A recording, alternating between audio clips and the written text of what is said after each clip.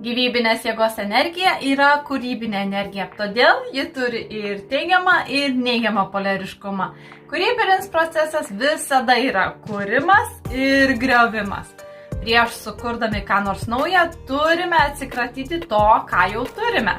Jei norime susikurti tokį gyvenimą, kokio norime, turime atsikratyti tokio, kokį turime dabar. Tikriausiai jau ne vieną kartą girdėjai mano istoriją apie tai, kad vos tik man pradėjus praktikuoti savo sielos dovanas, aš buvau priversta pakeisti darbą bei namus.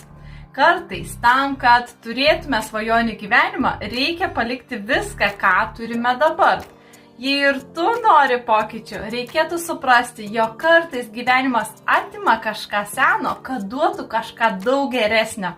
Tai visuotinio polariškumo dėsnio pavyzdys, kuris teigia, kad viskas, kas egzistuoja, turi turėti lygiavertę priešingybę.